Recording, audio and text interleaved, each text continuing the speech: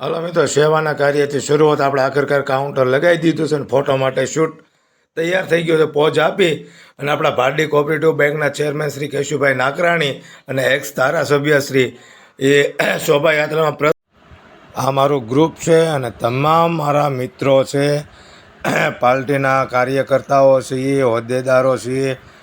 ભાવેશભાઈ છે, પટેલ છે, રાજ્યગુરુ છે, ભૂપતભાઈ છે, સંજયભાઈ છે, કનુભાઈ છે, અને ત્યાર પછી સંજયભાઈ કંટારિયા છે. અને તેઓ લોકો મને કહેતા હતા કે હાલો જનકભાઈ, આપણે શોભાયાત્રા કેટલે પોગી છે, જોઈને આવીએ તો ફોટોશૂટ કરી લ્યો. તમે શોભાયાત્રા દરમિયાન નાની નાની બાળાઓ, નાની નાની બહેનો, માતા પિતા, બહેનો બાળાઓને લઈ અને આ શોભાયાત્રાની અંદર જોડાય છે. અને આ ગાયત્રી મંદિરે ઓછામાં ઓછા બહુ મોટી સંખ્યાની અંદર બહેનો બેડા લઈને, સામૈયા લઈ અને વાલમરામ બાપાની શોભાયાત્રામાં નીકળી પડે છે. જો કે તડકો, તાવ કે તડકો, બાપાના આશીર્વાદ હોય ત્યારે તાવ કો તડકો ક્યારેય. બોલો વાલમરામ બાપાની જય. વાલમરામ બાપાની 138મી પુણ્યતિથિ નિમિત્તે ગારિયાધારમાંથી વસતા, જ્યાં ત્યાં વસતા હોય ત્યાં તમામ લોકો ગારિયાધારમાં આવે છે 138મી પુણ્યતિથિ નિમિત્તે. અને ગારિયાધારમાં એટલી મોટી સંખ્યામાં કે આખું ગારિયાધાર, આજુબાજુના ગામડાઓ કે જેઓનું બટુક ભોજન બહેનો દીકરીઓને જે પોગે તે આપે. અને આ મોટી સંખ્યામાં ભાઈઓ તથા બહેનો જોડાય છે શોભાયાત્રાની અંદર. અને શોભાયાત્રાની અંદર તમામ ધર્મ જાતિ ભૂલીને તમામ વર્ગના લોકો જોડાય છે. અને તમામ વર્ગના લોકો પોતપોતાની રીતે સેવાનું કાર્ય કરે છે. જેવા કે પ્રસાદ રૂપે કોઈ ઠંડા પીણા હોય, ગુલ્ફી હોય, ચોકલેટ હોય, સૂકી ભાજી હોય, ભેળ હોય, આવા નહીં આવા સ્ટોલ નાખી અને તમામ લોકોને પ્રસાદ પૂરું પાડે. અને આ દીકરી છે કે જ્યાં બાજુમાંથી ડીજે નીકળ્યું શોભાયાત્રા દરમિયાન, ત્યાં લોકો જ્યાં ઉપરથી નાચવા લાગી હતી. આ છોકરીને બહુ મજા આવતી હતી નાચવાની, કારણ કે શોભાયાત્રાનું પ્રસ્થાન થયું એટલે અંદર શોભાયાત્રાની અંદર ફ્રેમ લગાવે, ફોટો ફ્રેમ હોય, કોઈ છોકરાઓને તૈયાર કરતા હોય જેવા કે રામ, લક્ષ્મણ, સીતા અને આવા બધા એને બનાવી તૈયાર કરી અને વાહનમાં બેસાડે.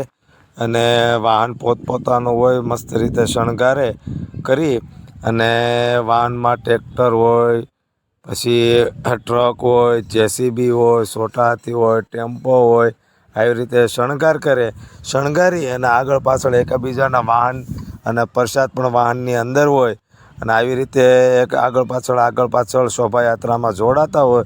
શોભાયાત્રામાં ગ્રુપ હોય, વિસ્તારક લોકો હોય અને મંડળો હોય. તો બહેનો અને ભાઈઓ બધા જોડાતા હોય ને ધૂન લેતા હોય, કડતાલથી રમતા હોય. બહેનો છે, ભાઈઓ છે, બાળકો છે, તો પોતપોતાની રીતે નાચતા કૂદતા શોભાયાત્રામાં જોડાતા. કામમાં વ્યસ્ત હતો છતાંય મને એમ થયું કે શોભાયાત્રાનો વિડીયો રેકોર્ડિંગ કરીને બ્લોગ બનાવવું. અને બ્લોગ બનાવતા મને બગા આવતા હતા. મેં પછી મોઢામાં તાનસેન નાખી, કારણ કે મારે કોઈ વ્યસન તો છે નહીં, માવો કે સિગરેટ કે એવું કાંઈ હું ખાતો પીતો નથી. પણ પછી મેં કીધું લઈને તાનસેન ખાઈ લઉં. તો તાનસેન છાવતો અને શોભાયાત્રાનું શૂટિંગ કરતો હતો. અને હું પણ કામમાં વ્યસ્ત હોવા છતાં મને એમ થયું કે આવો લાવો આપણને ક્યારે મળે, તો મસ્ત રીતે એક બ્લોગ બનાવવું. તો આ બ્લોગને લાઇક, શેર ને સબસ્ક્રાઈબ. આ જેસીબી ઉપર નીચે થતું હતું ને તો મને એક વાત યાદ આવતી હતી કે અમારે એક પ્રસંગ હતો સંબંધીમાં, ને જેસીબીથી એનો વરઘોડો કાઢ્યો હતો ને વરરાજાને ઉપર બેહાડ્યો હતો અંદર. અને ઉપર નીચે કરતા હતા. અને પછી ડ્રાઈવરથી છે ને નીચે થઈ ગયો ને, તે પાવડો નીચો થઈ ગયો, વરરાજો આવ્યો નીચે. તો આવી રીતે હું ભાળતો હતો, મને દાંત આવતા હતા. તમને કેવું લાગ્યું તે જણાવજો. દર્શન કરવાનો લાવો મિત્રો આપણને ક્યારે મળે. તો રામ, લક્ષ્મણ અને સીતામાને તૈયાર કરીને ટ્રેક્ટરમાં બેસાડ્યા છે. અને આ ટ્રેક્ટરની અંદર છે ખોડિયારમાંને સાથે બેનું છે, તો એમના પણ દર્શન કરવાનો લાવો મળે. અને દર્શન કરવા મારા મિત્ર મંડળ પણ હોય ને મારા ભાઈ બધા છે. જો આ છે ને એ મારા નાના ભાઈ છે અને આ એમના મિત્ર છે ભાભલુભાઈ. હારે બેસતા હોય કામ કરવા, તો નીકળ્યા છે. હાલો મિત્રો, તો જો આ મારો ઓફિસ સ્ટાફ નીકળ્યો છે અને કિરણભાઈ ટ્રેક્ટર ચલાવે છે અને અમારો ઓફિસ સ્ટાફ બધા બેઠા છે અંદર અને એમનું પરિવાર છે અને એમના દીકરાને ફર્સ્ટ ક્લાસ તૈયાર કર્યા છે. વાલમરા બાપાની જેવી પાઘડીને એનો પહેરવાશ પહેરાવી અને ફર્સ્ટ ક્લાસ ટ્રેક્ટર શણગારીને સોફાની અંદર બેસાડ્યા છે. અને એની પછીનું જે ટ્રેક્ટર છે એની અંદર રામદેવનો, વીરમદેવને, રામાપીર બાપા અને એ બધાય બેઠા છે અને બધાને દર્શન આપે છે અને આગળ પાછળ હોય. અને જો આ છે મારા મિત્ર મંડળ, અમારા વિસ્તારના લોકો છે અને આગળ પાછળ ડીજે હોય તો ડાન્સ કરતાં કરતાં તેઓ આગળ પાછળ હાલે છે. અને આ છે અમારા ભરતભાઈ ગઢાળી અને બકુલભાઈનું ટ્રેક્ટર છે. તો ઘણા મિત્રો શોભાયાત્રામાં વહેલા આવી ગયા હોય તો એને પ્રસાદ આપે, આગળ પાછળ સાઈડમાં બધા ઊભા હોય અને પ્રસાદ આપે. હાલો મિત્રો, તો આ શોભાયાત્રાનો એન્ડ ચાલે છે અને મારા મિત્ર મંડળ આવી ગયા તો આયુષભાઈ ગોરસિયા કહે કે હવે મન મૂકીને એ કે ડાન્સ કરી લ્યો અને આ એન્ડ ચાલે છે. પછી આવો મોકો આપણને આવતા વર્ષ સુધી રાહ જોવી પડે. તો અમારા પાછળ એક ટેમ્પો હતો ને એની અંદર જિંગલ આલા ઉડ બધા તૈયાર થયા હતા. તૈયાર કરીને ટેમ્પાની અંદર જ બધા ડાન્સ કરતા હતા. તો જો આ ભાઈ ધજા ફરકાવે છે ને એ ભાઈને લાગી બીક, એટલે પકડી અને બેસી ગયા છો. ટેમ્પો આખો હલે છે કારણ કે એવી રીતે બધા ડાન્સ કરતા હતા, તૈયાર કરીને બધાને બેસાડ્યા હતા. મિત્રો, તો આજે રાત્રે અમારા પ્રોગ્રામ હતો અને એની અંદર કલાકાર હતા ઉર્વશીબેન રાદડિયા, શૈલેષ મહારાજ અને મનસુખભાઈ વસાવા.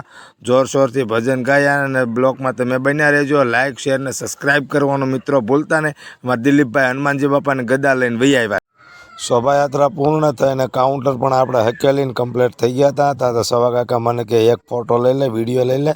તો આ પટેલને એ બે ઊભા છે અને આ સંજયભાઈ ને મહેશભાઈ બે ઊભા હતા. તો મેં કીધું લઈને વિડીયો એક થોડોક બનાવું.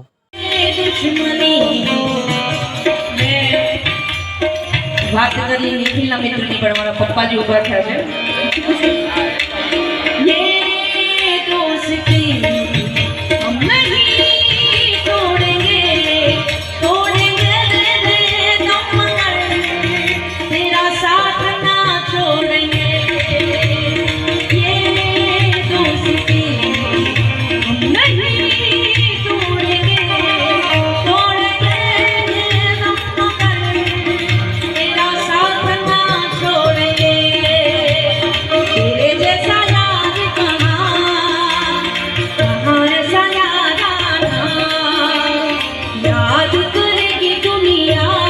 હાલો મિત્રો, તો આ બ્લોગ આપણે અહીંયા પૂરો કરીએ છીએ અને અમારા વાલમરા બાપાને 138મી પુણ્યતિથિ હતી તે દરમિયાન શોભાયાત્રાનો બ્લોગ અમે બનાવ્યો છે. અને અમારા બ્લોગ ભજનની અંદર ઉર્વશીબેન રાદડિયા અને મનસુખભાઈ વસોયા અને શૈલેષ મહારાજ હતા.